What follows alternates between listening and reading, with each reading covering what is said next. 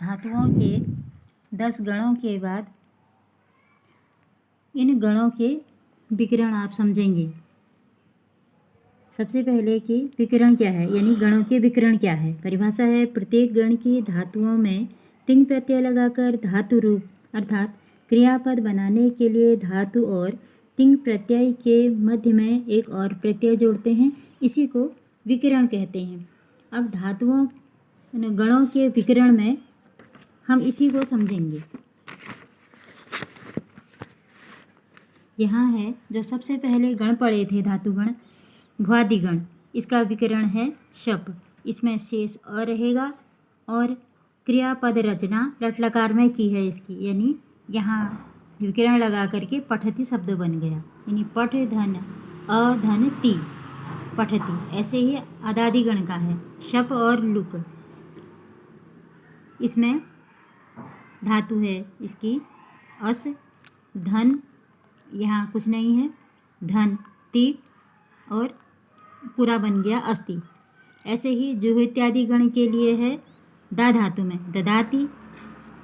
दिवादि गण के लिए है इसका विकरण शन है और शेष य है दिव धन य धन ति बराबर दिव्यति। इसी प्रकार से स्वादिगण का स्नु है, यहाँ शेष नु बचा।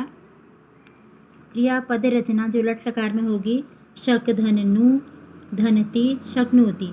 फिर छठा तुदादि गण का है श शेष अ, क्रियापद रचना लट लकार में इस प्रकार होगी तुद धन अधन ति धन तुदति। ऐसे ही रुदादि गण में है शनम शेष न, क्रिया रुद धन न धन ति ऋणादि। ऐसे है उसका गण टनादि गण, इसका विकरण है उ, शेष भी बचा छोटा उ। क्रियापद रचना लट लकार में इस प्रकार होगी तन धन उ धन ति बराबर तनोति। नवा है क्रियादिगण, इसका विकरण है स्ना, शेष है ना। क्रियापद रचना लट लकार में क्रिधन ना धन ति बराबर क्रीणाति, यहाँ न का णा बना है। संधि पाठ आप पढ़ेंगे तो अक्षर कैसे बदल जाते हैं संधि में स्पष्ट हो जाएगा। फिर 10वां गण है चुरादिगण, इसका विकरण है हणिच, शेष है अय। क्रियापद रचना लट लकार में है वर्तमान काल में चूर्धन अय धन ति बराबर चोर्यति।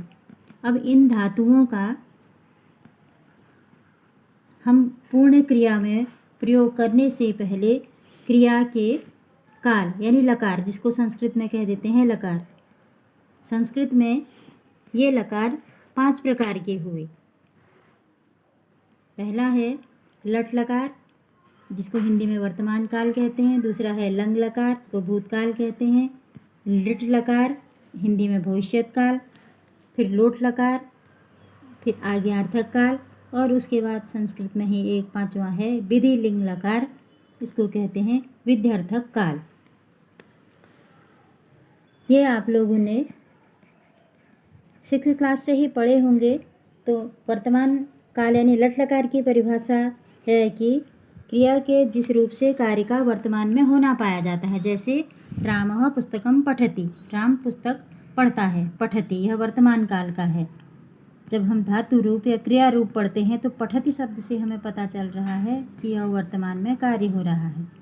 ऐसे ही लंग लकार यानी भूतकाल, पास्ट टेंस जिसको कहते हो, परिभाषा है क्रिया के जिस रूप से कार्य का बीते हुए समय में संपन्न होना पाया जाता है उसे लंग लकार कहते हैं।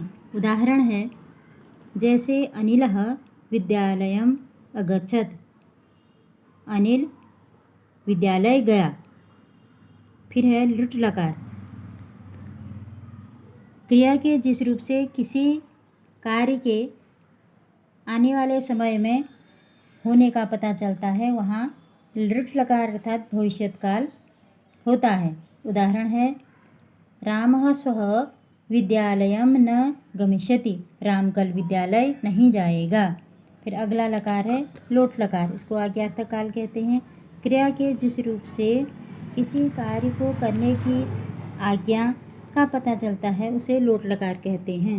इसका उदाहरण है त्वं सदा सत्यम वद, तुम सदा सत्य बोलो, यहाँ आज्ञा मिल गई है। दूसरा उदाहरण कोलाहलम मा कुरु, हल्ला मत करो, यहाँ पर आज्ञा मिल गई है।